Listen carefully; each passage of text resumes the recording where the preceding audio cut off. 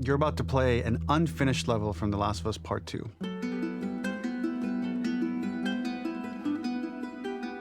The reason we added this section is there are a few sequences, and we picked the 3 of the best ones, that we cut from the game. Often we build a game that's much bigger than what ends up being the final product. They were months away from being finished, but we wanted to give you an insight of what it's like when we built a game, because often we have this whole thing constructed and it doesn't have final art or audio or dialogue. And here you get to see the building blocks of what it's like when we first string a bunch of these levels together. This is the intro to the first deleted level, and this one is the roughest of the 3. We wanted to show more of how Jackson operates. So this is the festival where Ellie ultimately kisses Dina. This sequence would have come very late in the game as a flashback sequence while you're in the farm with Dina. And we wanted to show what is the rest of Jackson doing, and wanted to put on the stick, make it interactive. So you could see when you're outside, there are all these almost like carnival games that you can play. You could mix drinks, you could play with these kids that are playing a sort of clicker Marco Polo, sit down and listen to conversations. And all the different interactions were first or second pass, very, very early passes. The building blocks are there, but nothing is final. And ultimately, while we were very excited by this sequence, it's pretty fun and lighthearted. It just slowed things too much as we're barreling towards the end of the story at this point. So again, reminder, rough, missing audio, missing animation, missing gameplay tweaks, missing dialogue, but pretty representative of what it would have been. So enjoy.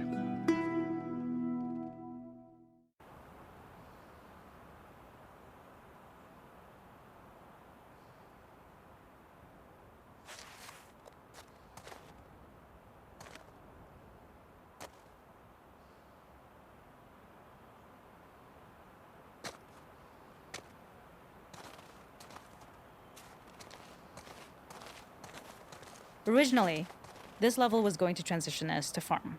We would go all the way through to the dance, where Ellie and Dina share their first kiss. Then we would play through farm, and when Ellie plays the guitar at night, she would remember the Seth incident. So, the opening for this was a little tricky. We needed it to match at least a little what you might expect emotionally coming from prior beats, because we were already purposefully disorienting you in time and space. Remember, you just came from this huge fight. To jump straight into it would have been a little too jarring.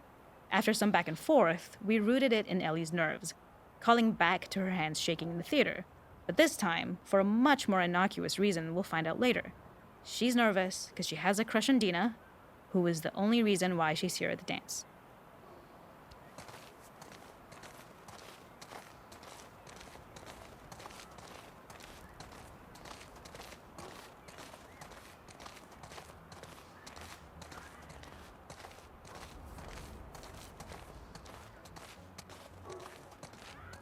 Something we really wanted to do was highlight the way their lives had turned upside down since she went down this path.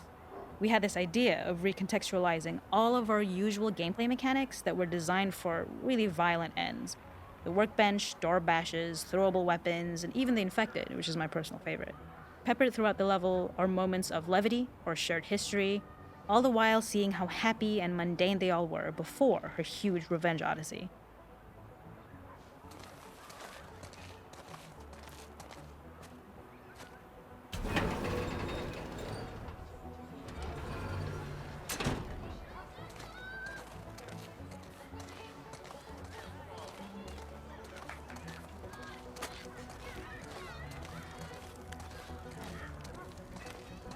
We use our workbench a lot to make a lot of things that kill and maim and hurt people. Here, we had the silly idea of using the same feel, harkening back to the same animations, using the exact same UI to instead fix a drink. Like the workbench, you could pick your base, and then you could add something to it. And at the time, we had some different reactions from Ellie based on how strong you chose to make the drink. Something we wanted to prototype though, before it got cut, was picking up some ingredients around to add, like a lime or maybe a bottle of someone's favorite whiskey or salt, like you were earning upgrades. We also toyed with having Ellie carry around the drink you made and occasionally sip it, psyching herself up to go talk to Dina inside because she's nervous. It got too noodly though, because she would need to keep placing it somewhere before she did anything, so it would have ended up more trouble than it was worth.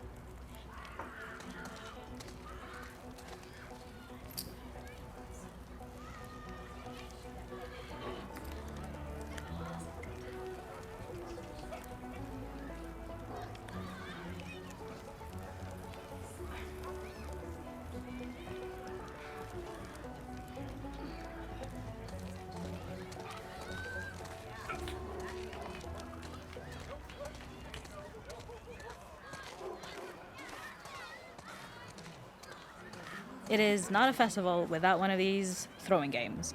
This one, of course, uses our throwable system where you're often chucking explosive things or stunning things, but for a more wholesome purpose, although some people take this game really seriously. A fun aspect of this is if you did well, you could win a toy here. Ellie would place it in her pocket.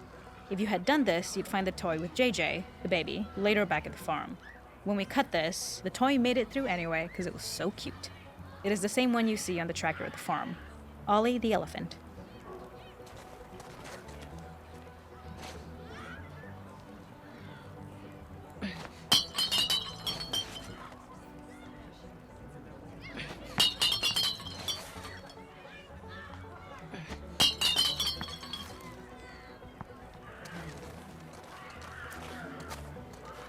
The makeup artist is pretty simple. It's one of those little in-game scenes we peppered in to make it feel like Ellie had roots in the town. Hallie, our writer, mentioned that in her mind, an ex-girlfriend of Ellie's tattooed her arm to cover up her scar. So we figured this might be the only time you get to see that. We wanted to hint at it and allude to it and make it feel like there had been so much more that had been happening and so much more that Ellie threw away.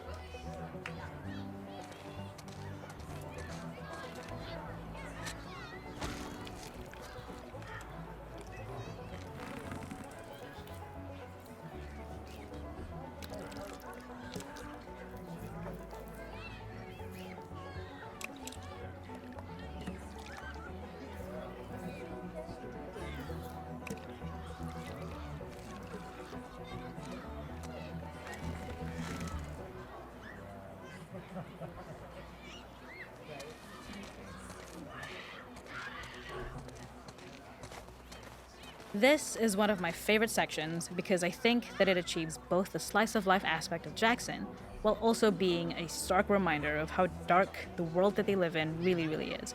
To attract attention and curiosity, one of the kids was supposed to make this adorable, messed up little clicker impression and the others would giggle. We tried a version where if you got close enough, the kid might try and follow you a little before turning back. Since clickers are blind and move by echolocation, for this game of messed up tag, Ellie must close her eyes and listen for when the children give themselves away. The thought was that these kids are in relative safety. They still grow up with the dangers of clickers and runners, and all those lessons would embed themselves in the games that they play. When the festival got cut, they tried to preserve this moment and move it to the front of the game where the snowball fight is, as a tutorial. However, being in the headspace of a clicker doesn't really teach you how to deal with them. Eventually, it evolved, and they instead made the snowball fight, which was, I think, way more effective. For me, it's character illuminating that not only does Ellie know this game, she plays along. There's a familiarity with the kids that's really nice to see, especially because it's such a difference from the Ellie we see later, who has a sort of hollow normalcy that she's trying to get with JJ, but kind of fails.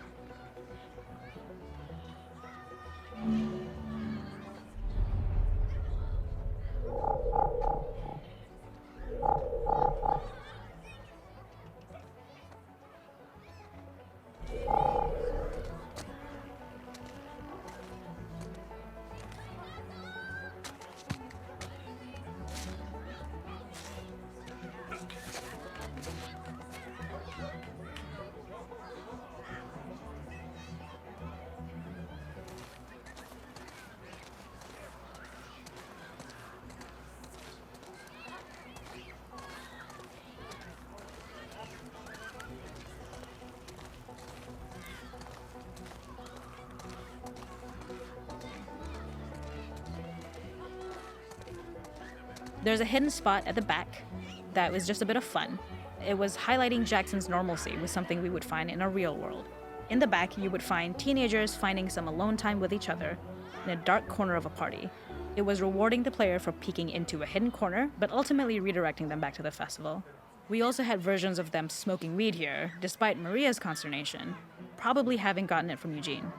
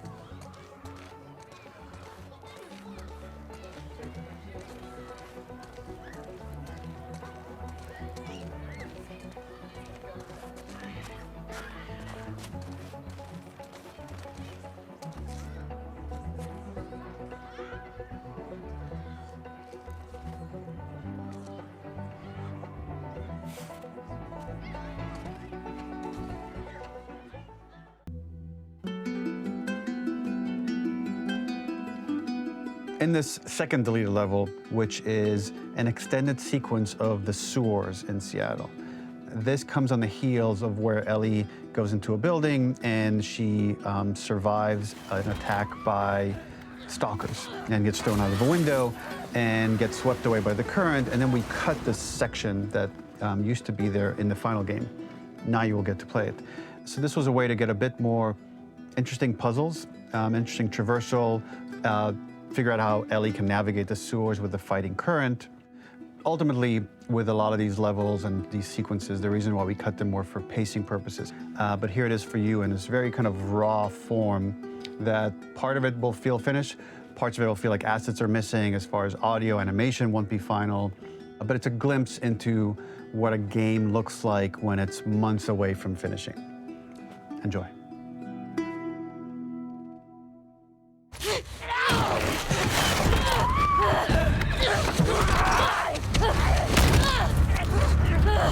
Get off of me!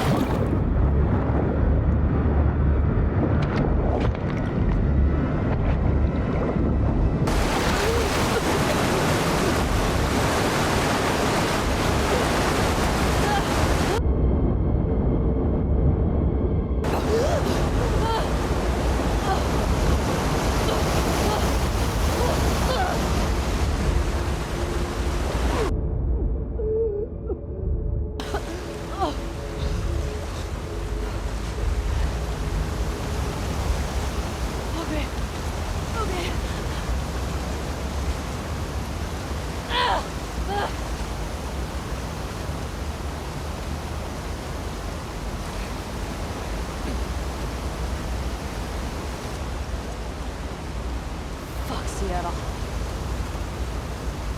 Okay. Where the hell am I? The ladder acts as an immediate goal for the player, but being able to climb out is not going to be so easy. To keep levels interesting and engaging, we alternate between positive and negative values the player experiences. Here, it's a positive to have found a ladder, but then a negative to discover it's not the solution. But then another positive to identify the next short-term goal of the doorway. By alternating between these opposing values, we give players what they expect, but not how they expect it.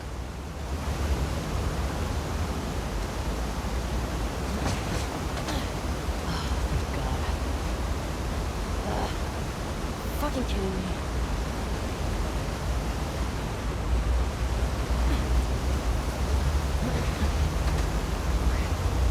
Okay. There's gotta be another way out.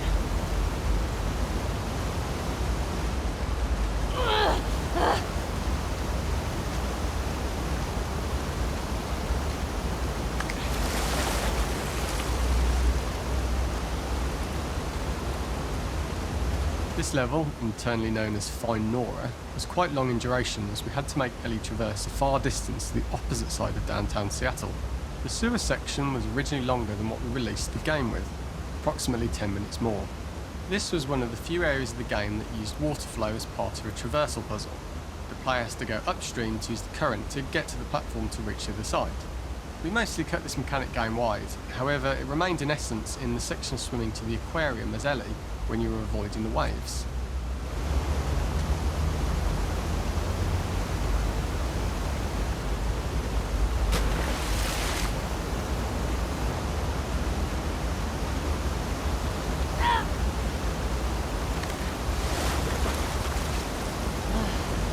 Almost had it.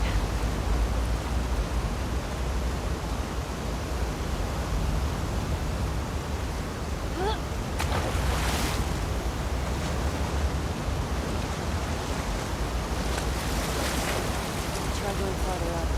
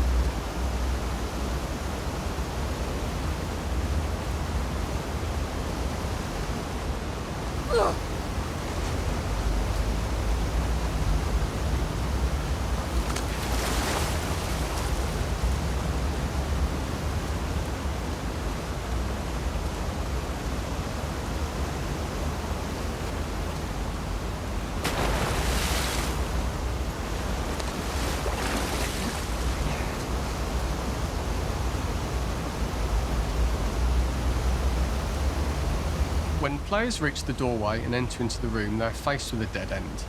The real reason for this dead-end room is that on the reversal, when exiting back out of the doorway, players are faced with a route onwards. A pipe that they'd not been able to see when they were swept past it on the way in, and something that was hidden from view when on the side platforms. The intention here being that the only option is to go off the standard path in order to search for a way out.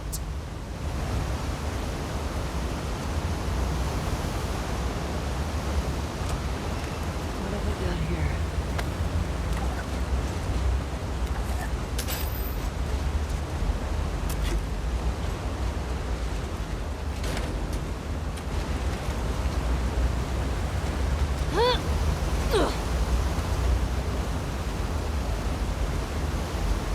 Get me the hell out of here. Throughout the rest of the level, we also use light to indicate to the player that they were heading in the right direction. At each turn, however, we block the direct route forward. Players would know that they just have to keep finding alternative paths, promoting those feelings of being desperate and trapped. We slowly introduce the player to consider climbing into smaller pipes and crouching in these tight spaces. This is to slowly build up to, and encourage, the player to climb into such small pipes that they'd have to be crawling on their stomach, which is something that the player previously may not have recognised as a playable space, let alone the desired route they need to take.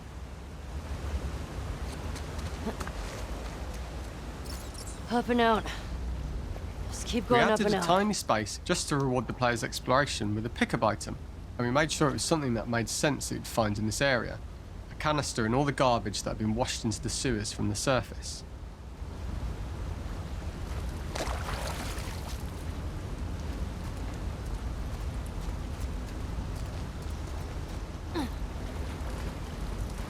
We loved the idea of making Ellie prone through a tiny, dirty pipe in order to get out, as it was a great opportunity to use our prone mechanic. A unique camera setup was created to support crawling in these pipes, as the standard prone camera is much higher above the player. We also created custom collision in order for Ellie to manoeuvre in these tight spaces easily. Initially, the oblong collision capsule around her character caused issues crawling around corners. We put extra effort into the custom corner collision so the movement experience is as smooth as the main game. Fuck. Okay. Don't lose your shit, Ellie.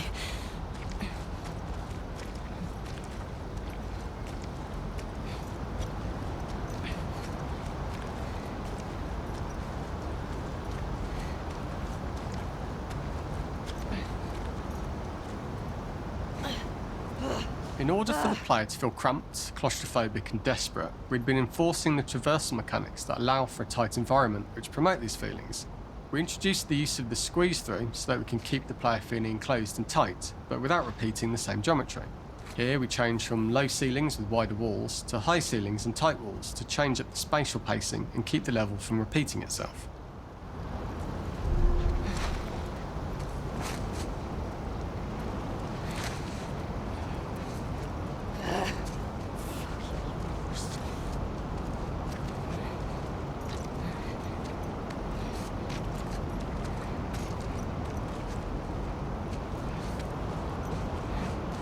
Shitty place to die.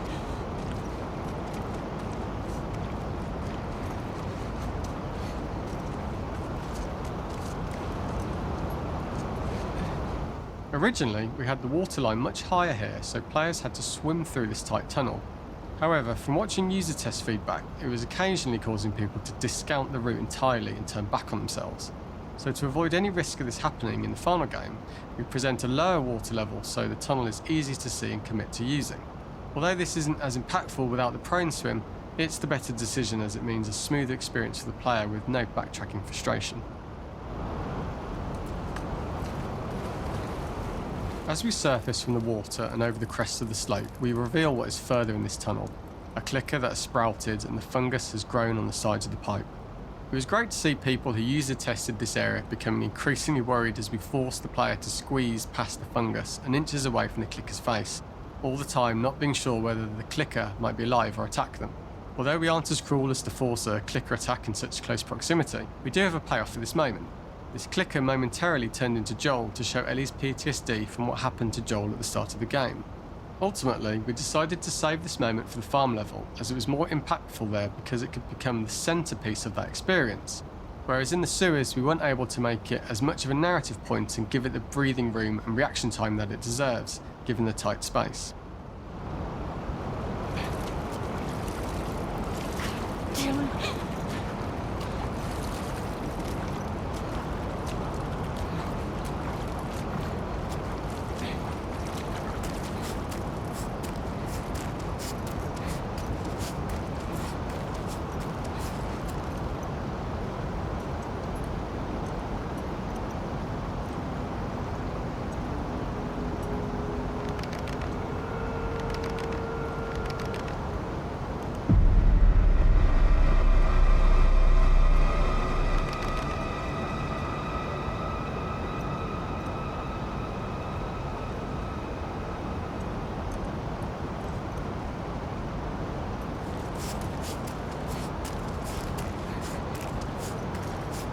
Oh shit!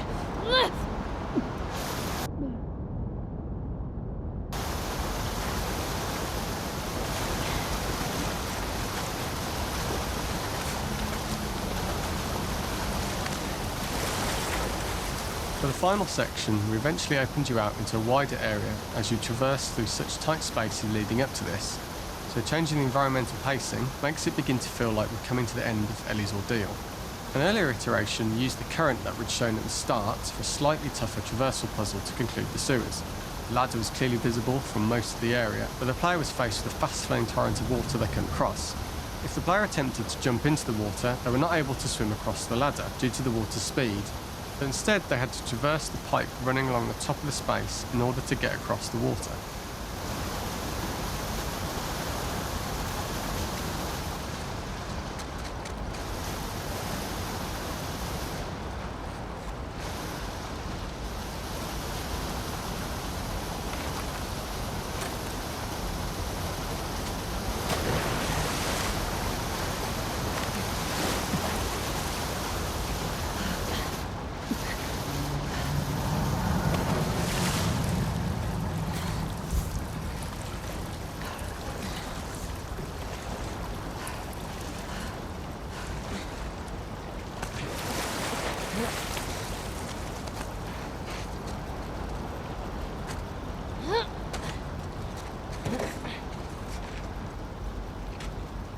Using this pipe was retained in the iteration we shipped with, as it's the last of the extreme methods Ellie has to undergo in order to escape the sewers, and what she will go through in her pursuit of revenge.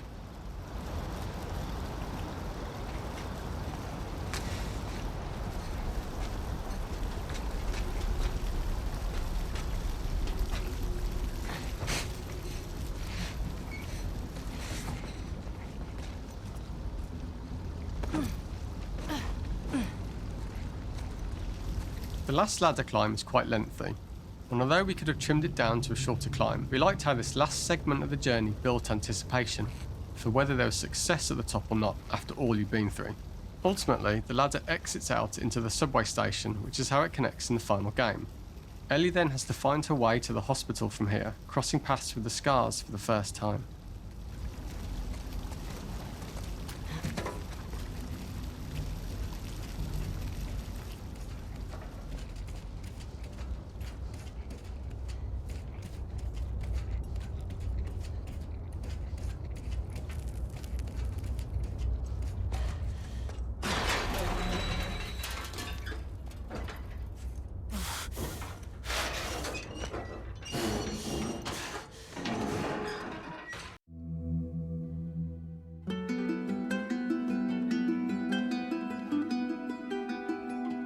For this third and final deleted level, what we call the boar hunt sequence, this was a sequence pretty late in the game. It was right after the whole Seattle Abby sequence where Abby spares Ellie. And then we wanted to come back into Ellie's story, but keep it a bit mysterious of how much time has passed, where is Ellie now? So we're coming in on Ellie, and she's following a trail of blood.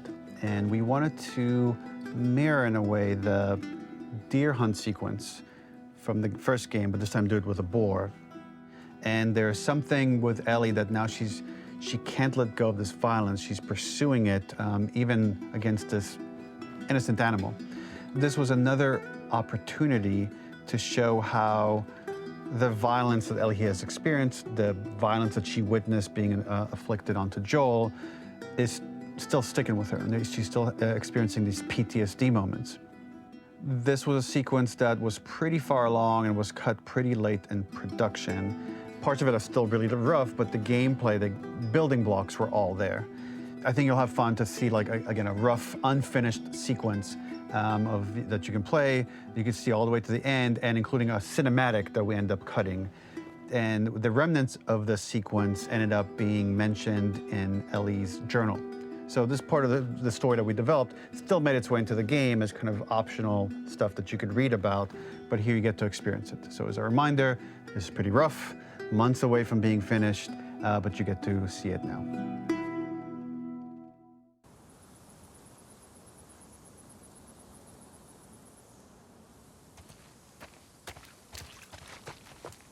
So the boar hunt was one of the hardest levels for me to work on. It was a huge challenge with the systems that we had, and we kept trying, but it never felt quite right.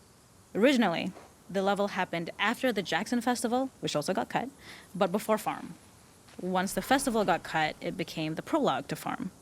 The intended experience is that we jump forward in time after the fight with Abby in the theater. We don't know where Dina is. We likely assume she's dead because she was just bleeding out. Ellie is alone. Her hair is short.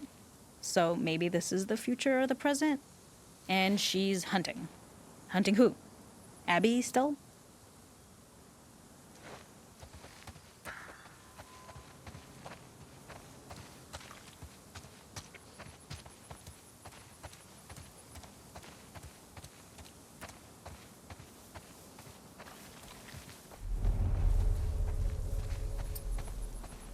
Where's the blood?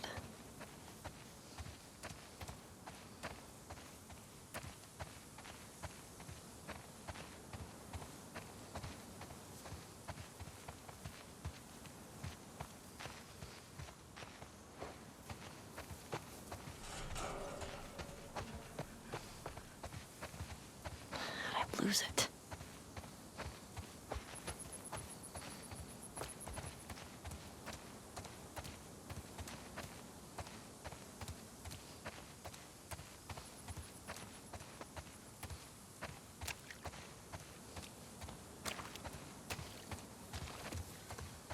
There it is.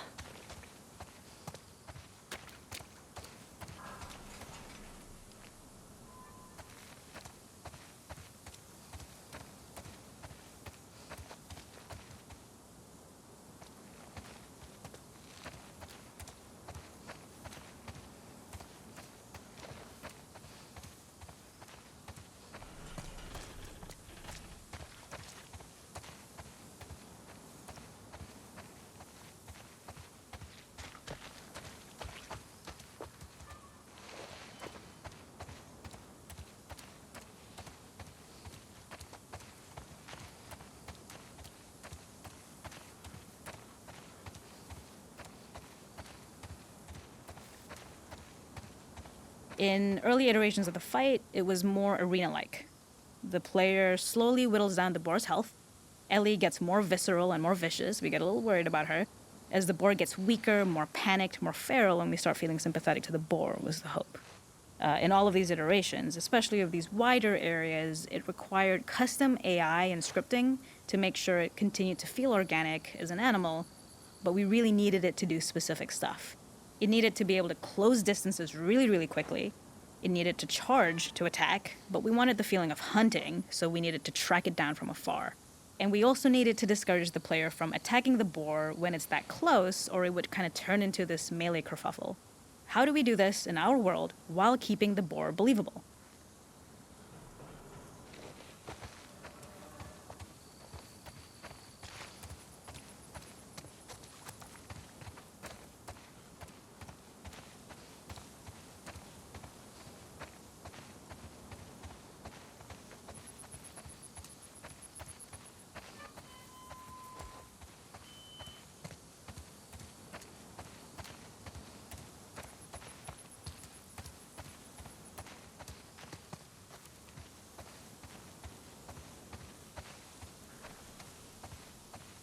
We must have gone through 5 or 6 iterations of the boar fight and all, and every single time it changed pretty drastically.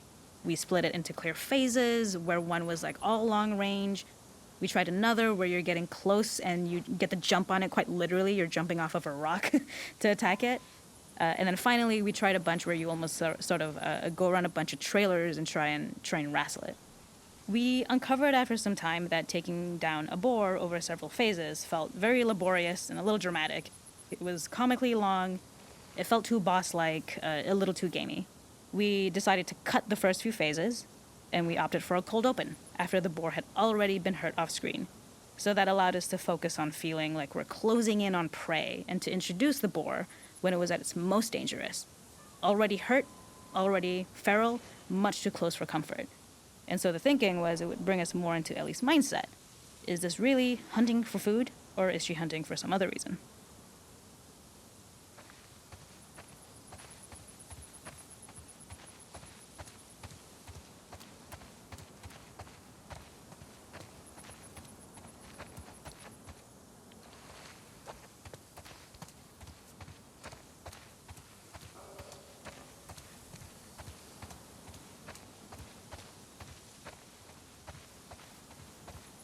Gotcha.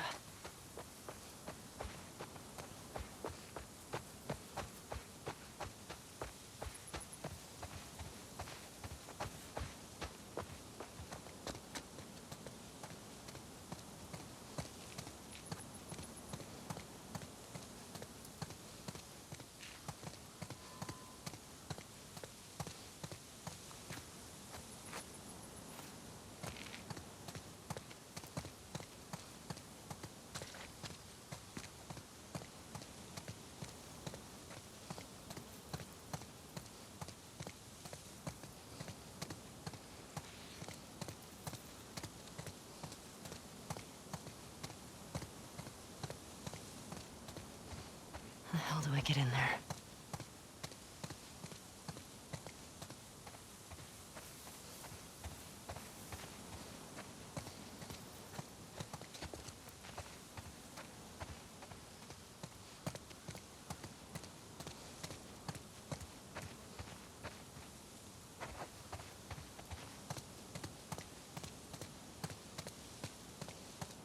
The gas station was built to highlight the boar's destructiveness. Since it's cramped, the boar feels larger. We also feel trapped with it, though perhaps it's trapped with us. When it charges, it gets to us quickly, so we must be on our toes. This made it more aligned with Ellie's sort of hunting for trouble mindset. Listening became more important, as well as moving around slowly so it didn't hear you. Could you spot it before it saw or heard you? And could you get a shot off quickly enough so you could dodge out of the way? Or is the shot worth the cost after? It feels like a gamble. By the end of the fight, everything would likely be in shambles, the boar would burst through the back, and Ellie would follow it and finally enact revenge.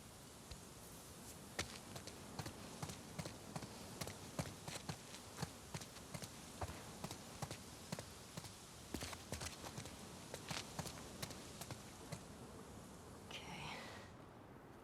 I can't see shit.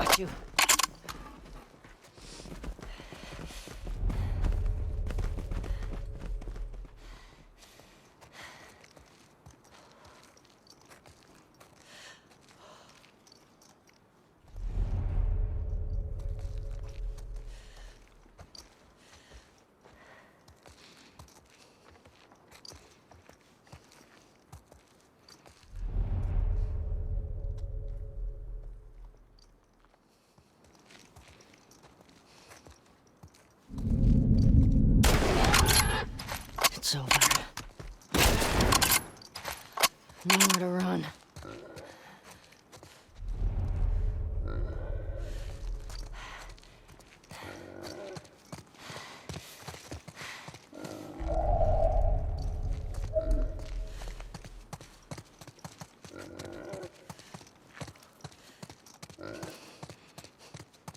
The boar kill was supposed to be anything but glorious, with the boar whimpering at the back of the gas station after Ellie's relentless hunt.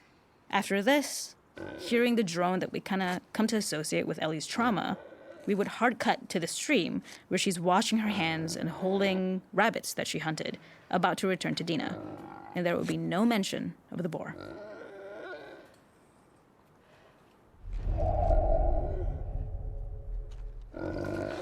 You're done.